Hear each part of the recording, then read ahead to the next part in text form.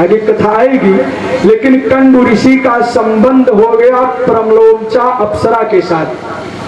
प्रमलोचा अप्सरा के साथ महर्षि कंडु ऋषि का समागम हो गया। तो इनके गर्भ से महर्षि कंडु ने एक मारिशा नाम की दिव्य कन्या रत्न को जन्म दिया। उसी मारिशा का विवाह इन 10 प्रचेताओं के साथ हो गया, जिससे दक्ष प्राचेतस का जन्म हुआ। यही दक्ष प्रजापति दूसरे जन्म में दक्ष प्राचेतस के नाम से कहलाए जाने लगे। तो महाराज प्राचीन नृवरी का जीवन बड़ा उलझा हुआ जीवन है।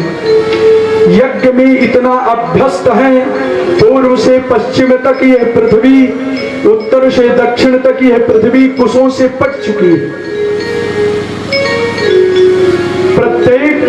प्रत्येक पशुओं की बलि देते हैं यज्ञ में, प्रत्येक यज्ञ में पशुओं की बलि देते हैं। ये देख करके इंद्र महाराज श्रीमान नारद जी को दया आ गई और नारद जी आकर के प्राचीन वरी को उपदेश किया, आत्म तत्व के कल्याण का मार्ग प्रशस्त किया। महाराज, आपकी मंजिल कहाँ है और तुम कहाँ जा रहे हो? तुम्हारा निवास कहाँ हो रहा है? तुम्हारी वृत्ति कहाँ चल रही है? महाराज, श्रेयस्तम कतमद राजन कर्मणात्मन ईहसे दुखानि सुखावाप्ति और श्रेयस्तन्नेह चेष्यते। तुम कहाँ जा रहे हो? तुम्हारा ये जीवन कितना अनमोल है, तुम कितने अच्छे साधक हो। इतना उपदेश दिया। उपदेश देते देते महर्षि नारद जी ने पुरंजनोपाख्यान की दिव्य अमल धवल कथा को श्रवण कराया। पुरंजनोपाख्यान से संपूर्ण वेदांत, समस्त शास्त्रों के निचोड़ को श्रीमान नारद जी ने प्राचीन वरी के पास उड़ेल दिया। तुम संसार में आसक्त हो, इस मकान में आसक्त हो, इस शरीर में आसक्त हो जिसमें 9 द्वार हैं, इस शरीर में आसक्त हो जो नश्वर है, जो अपने कर्म के अनुसार कभी स्त्री बना, कभी पुरुष बना, कभी पाषाण बना, कभी पशु पक्षी बना, अनंत अनंत योनियों में ये भटकता रहा। वास्तव में तुम कौन हो ये समझो। इसलिए पुरंजनी और पुरंजन की कथा को श्रवण कराते हुए कह रहे हैं कि श्रेयस्तम कतमद राजन कर्मणात्मन ईहसे दुखानि सुखावाप्ति और श्रेयस्तन्नेह चेष्यते। श्री पुरंजनोपाख्यान के दिव्य कथा को, वेदांत तत्व को समझाते हुए श्रीमान नारद जी इनने प्राचीन वरी को मोक्ष का मार्ग प्रशस्त किया। सब कुछ छोड़ करके भगवान के चरणों में विश्राम किया और साथ ही साथ उत्तरोत्तर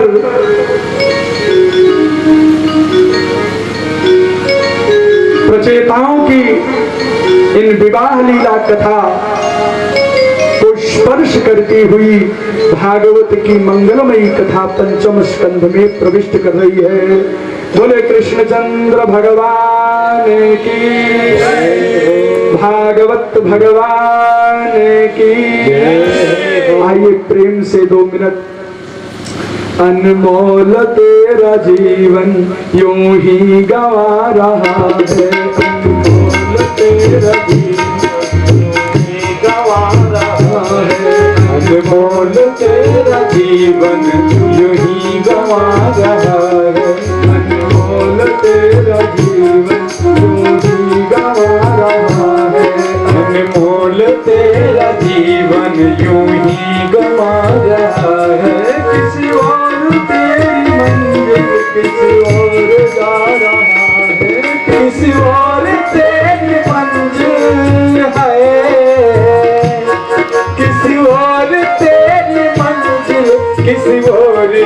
रहा है, अनमोल तेरा जीवन यूं ही गवा रहा है, अनमोल तेरा जीवन यूं ही गवा रहा है।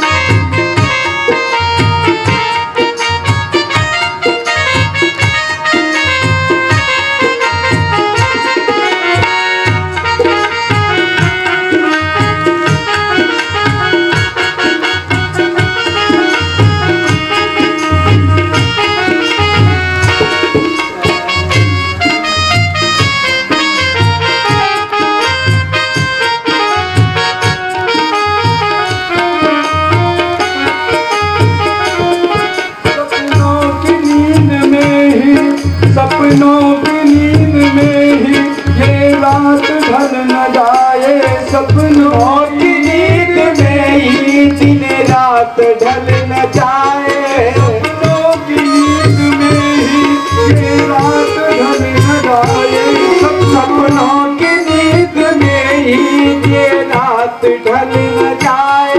पल भर का क्या भरोसा, पल भर का क्या भरोसा, कहीं जान निकल न जाए, पल भर का क्या भरोसा, कहीं जान निकल न जाए, पल भर का क्या भरोसा, कहीं जान निकल न जाए, पल भर का क्या भरोसा है,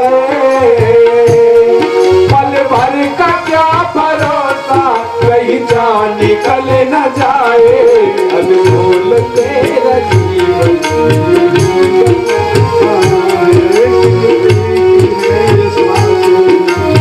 गिनती की है ये श्वासें यूं ही लुटा रहा है, गिनती की है ये श्वासें यूं ही लुटा रहा है, किस ओर तेरी मंजिल किस ओर जा रहा है, ओ किस ओर तेरी मंजिल है,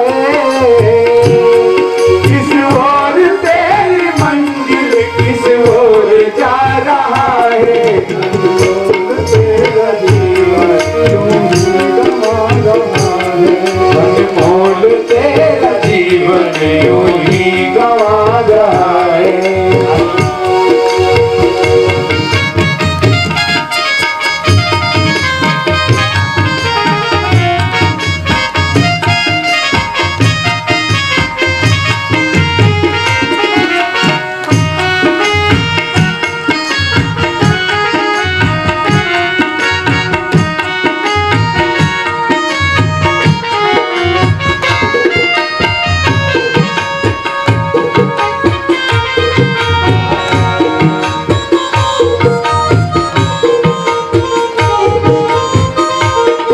जाएगा जब यहाँ से कोई न साथ देगा, जाएगा जब यहाँ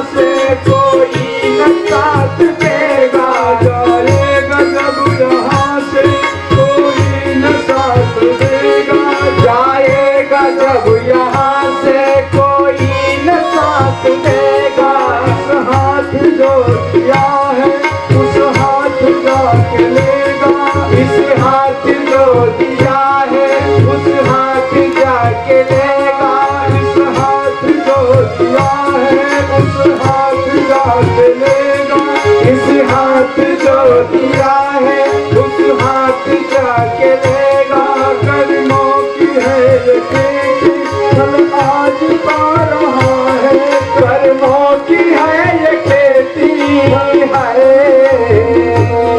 कर्मों की है ये खेती फल आज पा रहा है, किस ओर जाए मंजिल किस ओर जा रहा है, किस ओर तेरी मंजिल किस ओर जा रहा है, किस ओर तेरा जीवन यूं ही जा रहा है।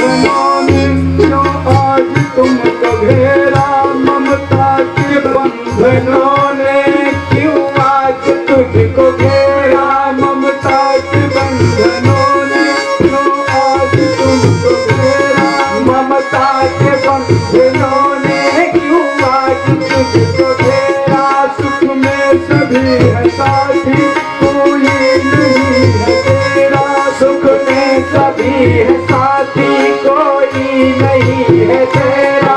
सुख में सभी है साथी, कोई नहीं है तेरा। सुख में सभी है साथी, कोई नहीं है तेरा। तेरा ही मोह तुझको, तेरा ही मोह तुझको कब से लुटा रहा है।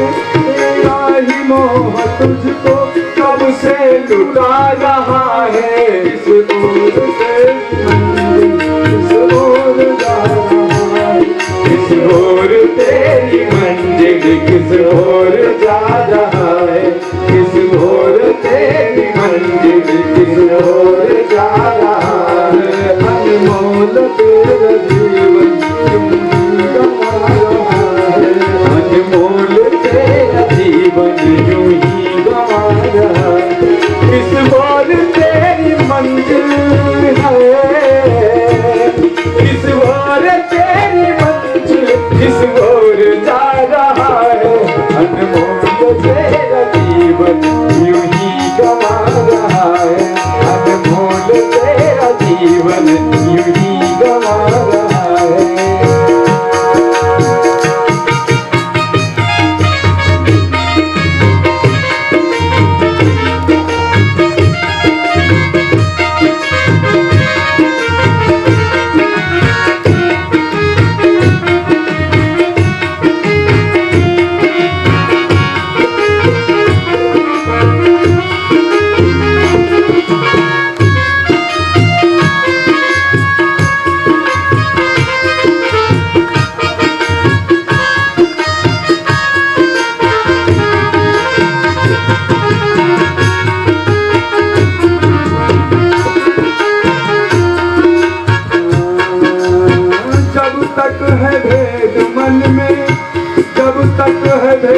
मन में भगवान से जुदा है। जब तक है भेद मन में भगवान से जुदा है। जब तक है भेद मन में भगवान से जुदा है। जब तक है भेद मन में भगवान से जुदा है। खोलो जो दिल का दर्पण, खोलो जो दिल का दर्पण, इस घर में ही खुदा है। खोलो जो दिल का दर्पण, इस घर में ही खुदा है। खोलो जो दिल का दर्पण, इस घर में ही खुदा है। खोलो जो दिल का दर्पण, इस घर में ही खुदा है। सुख रूप हो के तू भी सुख आज पा रहा है। सुख रूप हो के तू भी है। सुख रूप हो के तू भी दुख आज पा रहा है। अनमोल तेरा जीवन यूं ही लुटा रहा है। अनमोल तेरा जीवन यूं ही लुटा। किस ओर तेरी मंजिल है। किस ओर तेरी मंजिल किस ओर जा रहा है। अनमोल तेरा जीवन यूं ही लुटा रहा है। अनमोल तेरा जीवन यूं ही लुटा रहा है। किस ओर तेरी मंजिल है। किस ओर तेरी मंजिल किस ओर जा रहा है। अनमोल तेरा जीवन यूं ही लुटा रहा है। अनमोल तेरा जीवन यूं ही लुटा रहा है। अनमोल तेरा जीवन यूं ही लुटा रहा है। अनमोल तेरा जीवन यूं ही लुटा रहा है। अनमोल तेरा जीवन यूं ही लुटा रहा है। किस ओर तेरी मंजिल है। किस ओर तेरी मंजिल किस ओर जा रहा है। अनमोल तेरा जीवन यूं ही लुटा रहा है। अनमोल तेरा जीवन यूं ही जा रहा है। अनमोल तेरा जीवन यूं बोलिए भाग्य बिहारी लाल की जय हो। बोले भागवत भगवान की जय हो। पंचम स्कंध की स्थान लीला की कथा के अंतर्गत श्रीमान प्रियव्रत महाराज का पावन चरित्र जो दाम्पत्य जीवन को स्वीकार नहीं कर रहे थे, गृहस्थ आश्रम को स्वीकार नहीं कर रहे थे, पितामह ब्रह्मा के उपदेश करने पर इन्होंने विश्वकर्मा की पुत्री बर्हिष्मति से विवाह किया और बर्हिष्मति से विवाह करके प्रियव्रत महाराज ने आग्नेत्र, इदमजीव इत्यादि 10 पुत्रों को प्राप्त किया, जिनमें 3 पुत्र नैष्ठिक ब्रह्मचारी हो गए। कविर महावीर शवन इति त्रय पुत्राः ऊर्ध्वरे। ये 3 पुत्र जो हैं नैष्ठिक ब्रह्मचारी हो गए। दूसरी पत्नी के द्वारा इन्होंने उत्तम तामस रैवत नामक 3 पुत्र रत्न को उत्पन्न किया। याद रहे कि प्रथम पत्नी से 10 पुत्र के अलावा एक ऊर्जस्वती नाम की कन्या को भी प्रियव्रत महाराज ने जन्म दिया था, जिसका विवाह शुक्राचार्य से किया गया और शुक्राचार्य जी ने ऊर्जस्वती के गर्भ से देवयानी नाम की दिव्य कन्या रत्न को प्राप्त किया, जिसकी कथा हम कल श्रवण करेंगे। इन्होंने सप्तद्वीप, सप्त समुद्र का निर्माण किया, प्लक्ष, शाल्मल, कुश, क्रौंचादि और क्षारोद, क्षीरोद, दधि समुद्रादि, इन समस्त समुद्रों का भी निर्माण किया। दिन रात को दिन बनाने की इच्छा से श्रीमान ज्येष्ठ पुत्र आग्नेत्र हैं। पितृलोक की कामना से इन्होंने मंदराचल की घाटी में जब ब्रह्मा की आराधना की तो ब्रह्मा ने अपनी सभा की गायिका पूर्वचित्ती नामक अप्सरा को श्रीमान आग्नेत्र जी के महाराज आग्नेत्र जी के पास भेजा। कई श्लोकों में उभयात्मक रूप से परस्पर प्रेम प्रसंग की वार्ता का और आध्यात्मिक रूप से उल्लेख किया है आचार्य प्रवर ने। अंततो गत्वा पत्नीत्वेन स्वीकार करते हुए महाराज आग्नेत्र ने नाभि को जन्म दिया।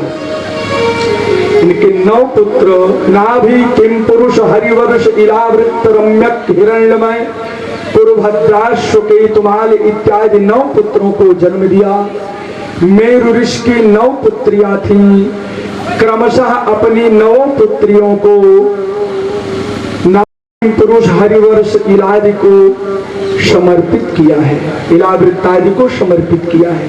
नाभि का विवाह मेरु देवी के साथ, किम पुरुष का विवाह प्रतिरूपा के साथ हुआ तो महाराज हरिवर्ष का विवाह उग्रदंष्ट्री के साथ कर दिया।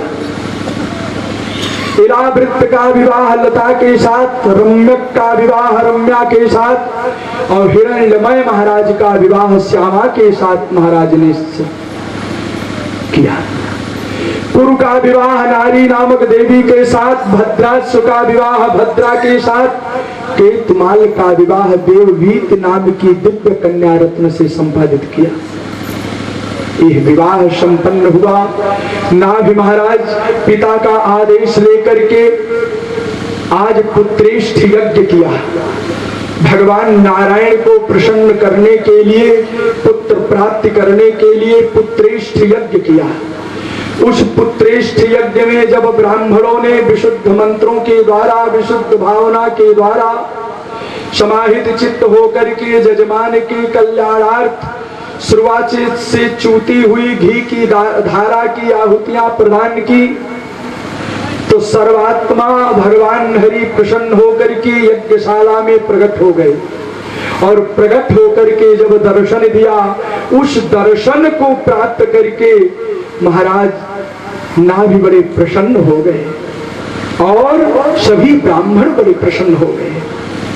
पुरुष विशेषम कपिश कौशेयांबर धर्मुषि विलसत् श्रीवत्सललामम दरबर वनरुह वनमाला चूर्ण मृदमणि गदाधिपलक्षितम स्फटिक किरण प्रवण मुकुट कुंडल कटक कटि सूत्रहार केयूर नूपुराद्यंग भूषण विभूषित मृत्युक सदस्य गृह पतयोधुना योत्तम धनमुपलभ्य सबहुमान महरणे नावतीर्ण शीर्षारण उपतस्थु।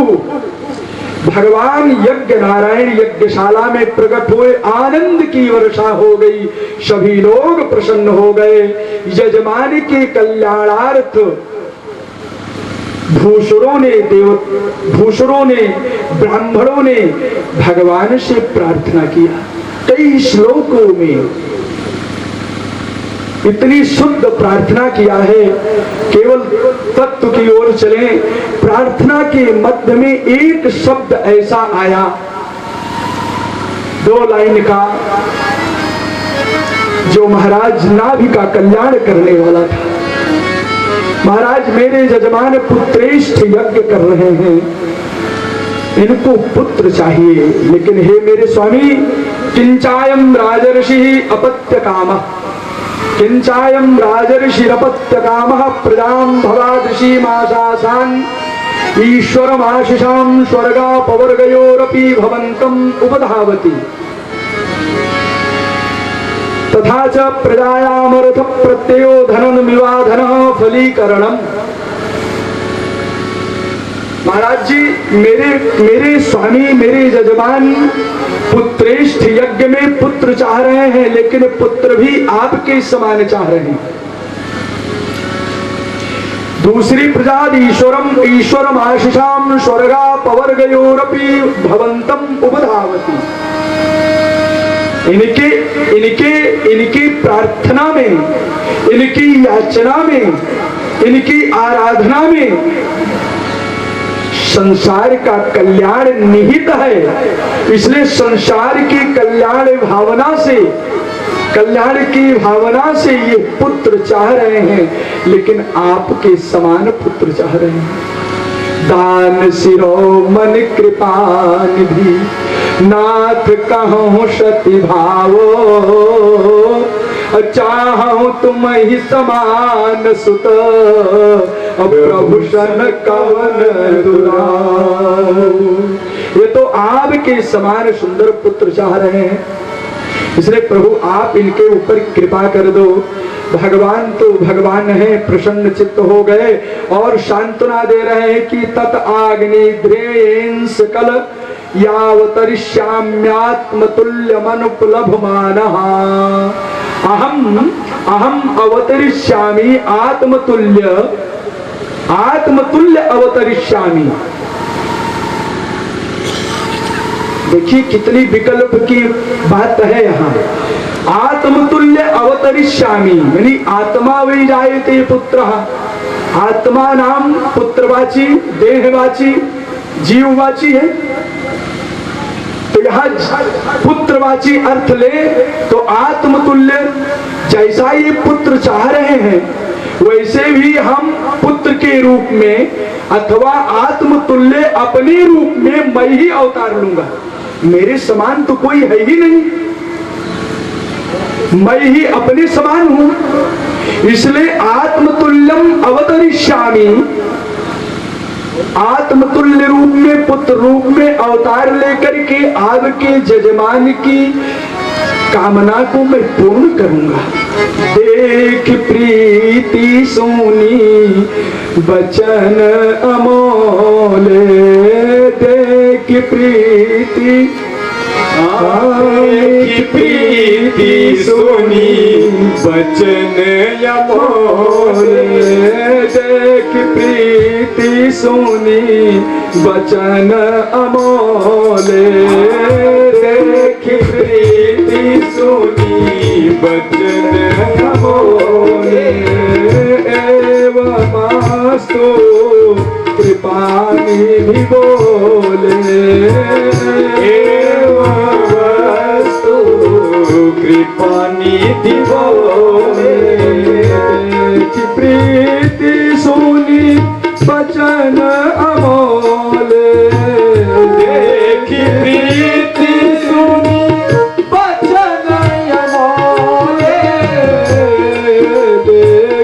प्रीति सुनी बचन अमोल, देखी प्रीति सुनी बचन अमोल,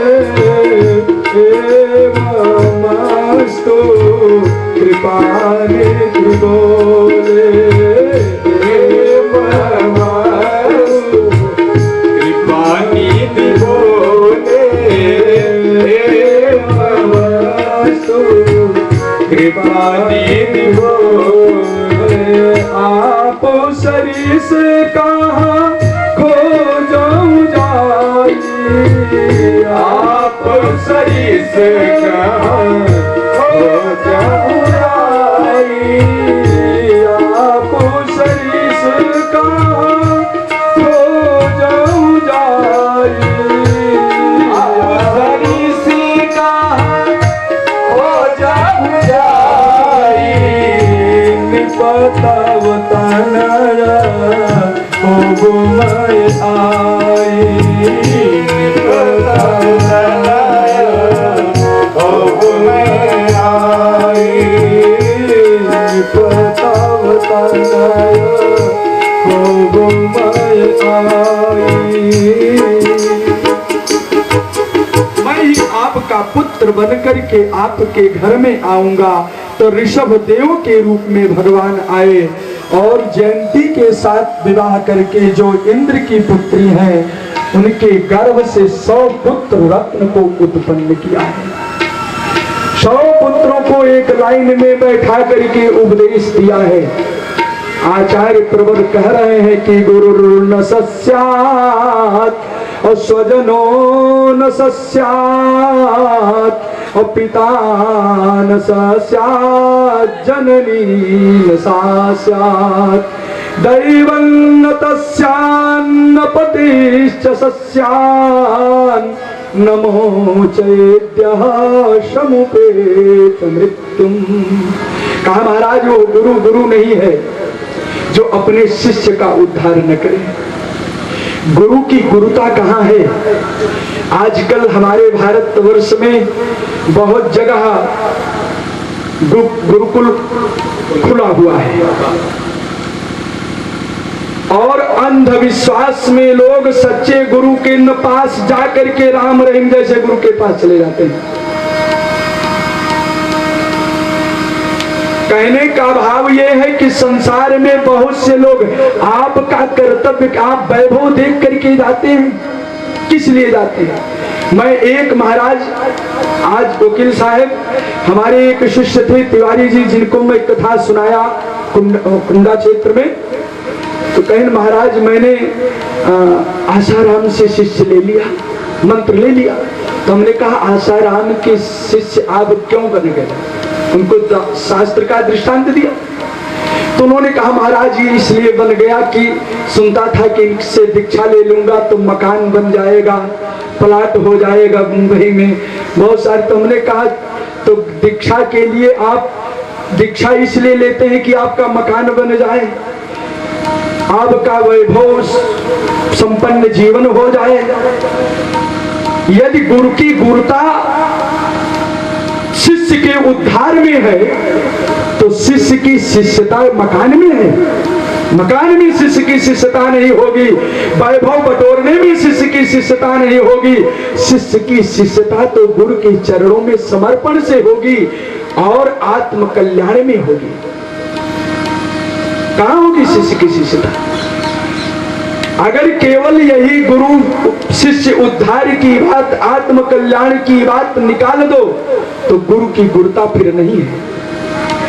फिर आप भूल जाओगे कि गुरु ब्रह्मा गुरु विष्णु अखंड मंडलाकारम इत्यादि कहां स्तमन करोगे? यानी कि गुरु की गुरुता सुरक्षित है जब गुरु जीवात्मा को परमात्मा से मिला देता है, मिलाने का मार्ग प्रशस्त कर देता है, मिलाने का जो कारण है, माध्यम है, उस माध्यम को, कारण को बलवान बना देता है, दृढ़ कर देता है, तभी गुरु की गुरुता सुरक्षित नहीं है होती है। और नहीं तो गुरु फिर जैसे हम हैं, आप हैं, ऐसे हैं। आज अंधविश्वास में लोग भटक रहे हैं।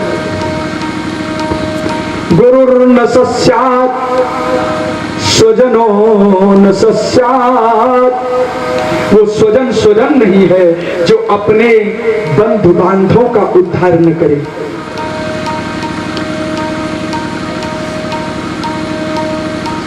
और वो पिता नहीं है जो अपने पुत्र को अध्यात्म मार्ग का दर्शन न करावे।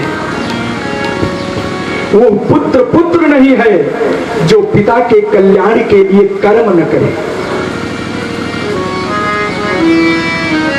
वो जननी नहीं है, वो माता नहीं है जो अपने पुत्र को अध्यात्म का पाठ न पढ़ाए। माता का मातृत्व केवल पालन करने में सुरक्षित नहीं है। पालन करना तो ठीक है, पोषण करना तो ठीक है, ये उत्तरदायित्व तो प्रथम है, लेकिन एक प्रौढ़ अवस्था आने तक और आ जाने पर भी माँ का एक मातृत्व के अलावा, वात्सल्य भाव के अलावा भी प्रथम गुरु होने के कारण एक दिव्य संदेश देने का कर्तव्य भी माँ को होना चाहिए। केवल ऐसी विद्या भी नहीं देना चाहिए कि भैया भेज दो, जाए इंजीनियरिंग कर लें और खड़े खड़े होकर पेशाब कर लें और संध्या बंधन से रहित हो जाए। ये भी नहीं होना चाहिए। यानी जननी न सास्यात्, वो माँ नहीं है जो पुत्र को अध्यात्म विद्या की ओर न प्रेरित करे। दैवन्न तस्यान्न पतिश्च सस्यात्, वो देवता नहीं है, वो पति नहीं है, वो पत्नी नहीं है। नमोच एभ्यः समुपेत मृत्यु, जो मृत्यु के द्वार से बचने का उपाय न प्रशस्त करे। इसलिए कथाएं बहुत हो रही हैं, लेकिन हमारी जनता 99% अभी भी अंधविश्वास की ओर झुकी हुई है। मैं स्पष्टतया कह रहा हूं, जो भक्त होते हैं भगवान के पास वही आते हैं। अभी यहाँ पर नौटंकी नाच कर दो तो आपके द्वारे पर जगह नहीं मिलेगी महाराज, चाहे आप निमंत्रण दिए हो चाहे न दिए हो। लेकिन ये भागवत कथा है, लेकिन थोड़े ही सही जो भी भगवान के हैं, जो भगवान के हैं वो भगवान के पास हैं। एक कर्तव्य का स्वरूप का, कर्तव्य बोध का संस्मरण एक पिता ने अपने पुत्रों को कराया कि हे पुत्रों, आप कभी भी पिता बनोगे तो पिता का कर्तव्य क्या है? पिता न सस्यात्, विवाह करके आओगे, पत्नी किसी पुत्र की मां बनेगी तो मां का कर्तव्य क्या है? जननी न सास्यात्, वो जननी नहीं है जो अपने पुत्र को अध्यात्म विद्या न दे, अध्यात्म मार्ग का दर्शन न कराए। तुम कभी किसी के गुरु बन सकते हो, गुरु माने पिता, गुरु माने श्रेष्ठ। कोई जरूरी नहीं है कि दीक्षा देने वाला ही गुरु है। गुरु का अर्थ पिता भी होता है, गुरु का अर्थ श्रेष्ठ वाचक भी होता है, गुरु शब्द महान में भी होता है, गुरु शब्द आगे अर्थ में भी होता है। विभिन्न अर्थों में गुरु शब्द अनेक शब्दों में, अर्थों में पदवाच्य के रूप में विभाजित है। तो कभी तुम किसी के लिए श्रेष्ठ भी बनोगे, गुरु भी बनोगे। इसलिए बताओ गुरु का कर्तव्य क्या होगा? श्रेष्ठ पुरुषों का कर्तव्य क्या है? अपने से छोटों के प्रति, अपने से बड़ों के प्रति, अपनी समान अवस्था वालों के प्रति आप सबका क्या कर्तव्य है? आप सबका लक्ष्य क्या होना चाहिए? इस लक्ष्य को, कर्तव्य को उपदेशित किया है महाराज ऋषभदेव जी ने। तो उपदेशित करके जंगल की ओर प्रस्थान किया, भक्ति का मार्ग प्रशस्त करके, वैराग्य का मार्ग प्रशस्त करके, कर्तव्य का बोध कराते हुए वैराग्य की ओर चल पड़े। पुत्रों को राज्य दे दिया। महाराज भरत राजा हुए और भरत जी महाराज ने पंचजनी से विवाह करके सुमति आदि 5 पुत्र रत्न को प्राप्त किया और फिर सुमति को राजा बनाया और स्वयं वैराग्य लेकर के पुलस्त महाराज के आश्रम की ओर प्रस्थान किया। मृग शावक के प्रेम में आकर के मृग शरीर को प्राप्त कर लिया है। संक्षिप्ततः हम श्रवण करें, एक पिपासा मृगी जो पिपार्श पानी के लिए आ रही है, पानी पी रही है, सिंह के दहाड़ की आवाज सुनाई पड़ी। स्वभाव से चंचल, स्वभाव से डरने वाली उस गर्भिणी मृगी ने डर करके नदी में छलांग लगा दिया और आघात उदर पर हो गया, जिससे प्रसूत वायु के द्वारा गर्भस्थ शिशु बाहर हो गया, नदी में प्रवाहित होने लगा। महाराज को दया आ गई, इस पुत्र को उठा करके आश्रम पर लेकर चले आए, उसका पालन पोषण किया। यत्राश्रम पदान्युभयो उभय तोनाभिभिर दृश्य चक्र नदीनां सरित प्रवरा सर्वतः पवित्री करोति। इस नदी का नाम है गंडकी नदी, और उस गंडकी नदी से लेकर के चले आए। मृग में आसक्ति हो गई।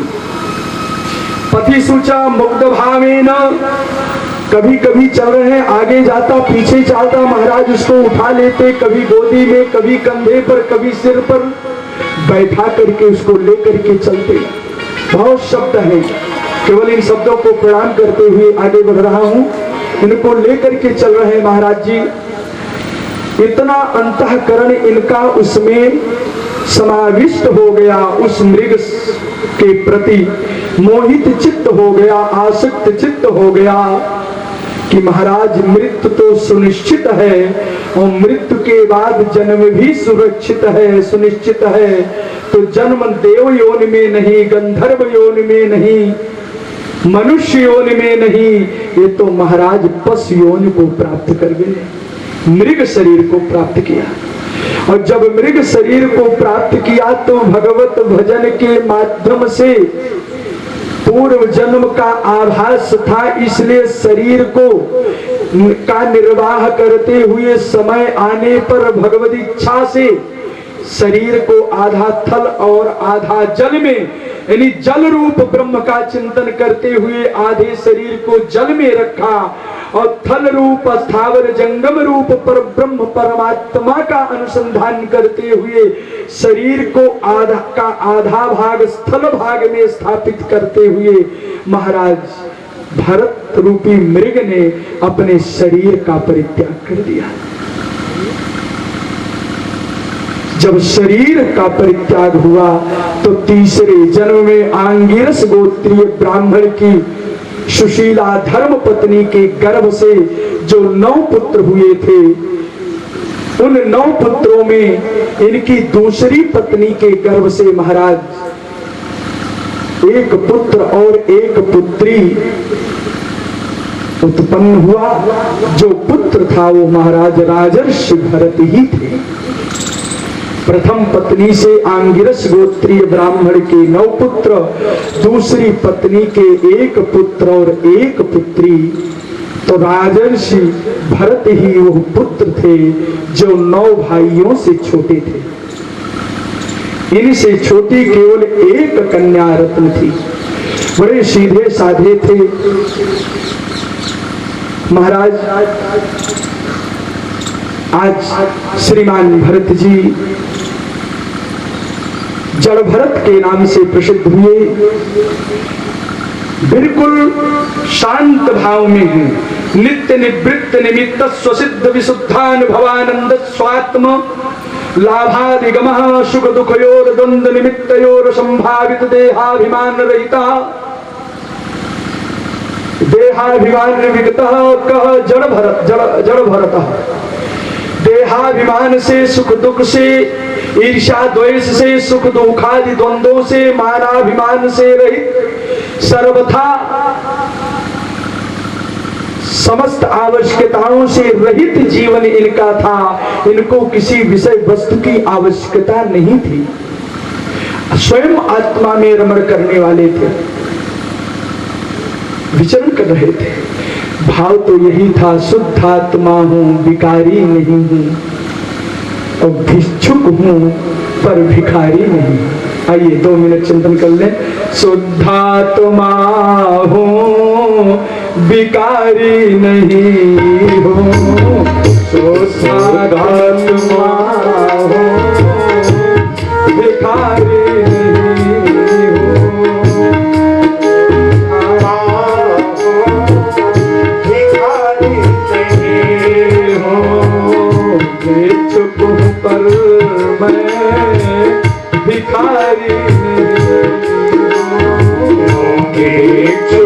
पर मैं भिखारी नहीं हूँ, शुद्धात्मा हूँ, भिखारी नहीं हूँ, शुद्धात्मा हूँ, भिखारी नहीं हूँ, भिक्षुक हूँ पर मैं भिखारी नहीं हूँ, भिक्षुक हूँ पर मैं भिखारी नहीं हूँ, शुद्धात्मा हूँ, भिखारी नहीं हूँ, भिखारी नहीं हूँ, शुद्धात्मा हूँ, भिखारी नहीं हूँ, भिखारी नहीं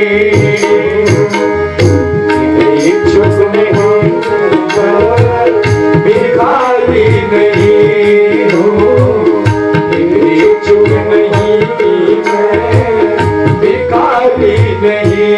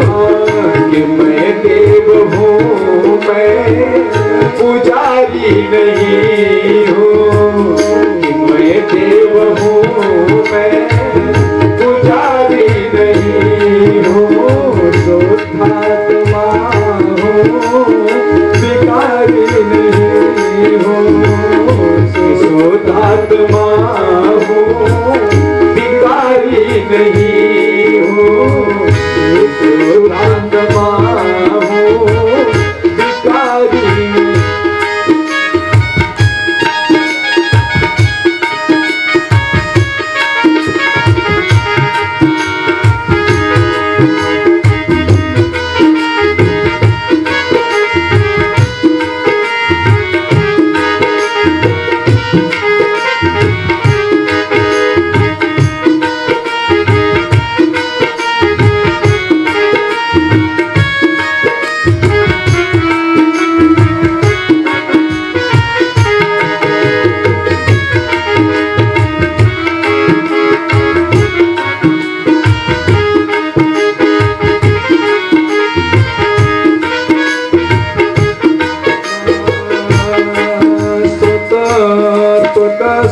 श्रोत्र चक्षु नहीं घ्राण हूँ मैं। सब श्रोत्र चक्षु नहीं घ्राण हूँ मैं। त्वक श्रोत्र चक्षु नहीं घ्राण हूँ मैं। त्वक श्रोत्र चक्षु नहीं घ्राण हूँ मैं। अंतःकरण मन नहीं प्राण हूँ मैं। अंतःकरण नहीं प्राण हूँ मैं। अंतःकरण मन नहीं प्राण हूँ मैं। अंतःकरण नहीं प्राण हूँ मैं। आनंद हूँ मैं, आनंद हूँ मैं, दुखारी नहीं हूँ। आनंद हूँ मैं, दुखारी नहीं हूँ। आनंद हूँ मैं, दुखारी नहीं हूँ। शुद्धात्मा हूँ, दुखारी नहीं हूँ। आनंद हूँ मैं, भिखारी नहीं हूँ। भिखारी नहीं हूँ। शुद्धात्मा हूँ, भिखारी नहीं हूँ। भिखारी नहीं हूँ।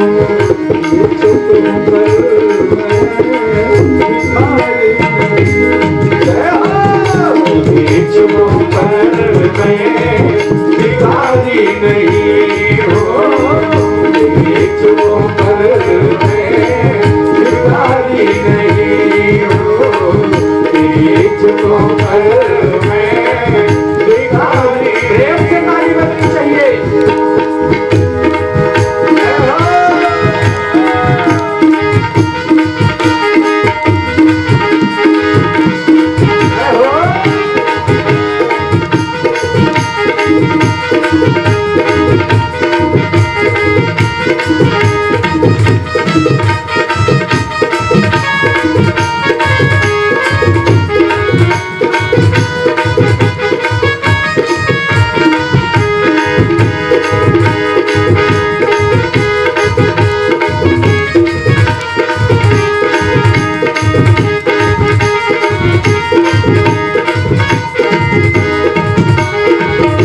हरि बोल, हरि बोल।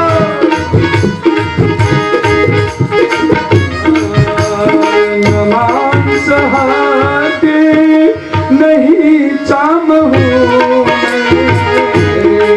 मांस हाथी नहीं चाम हूँ मैं। मांस हाथे नहीं चाम हूँ मैं।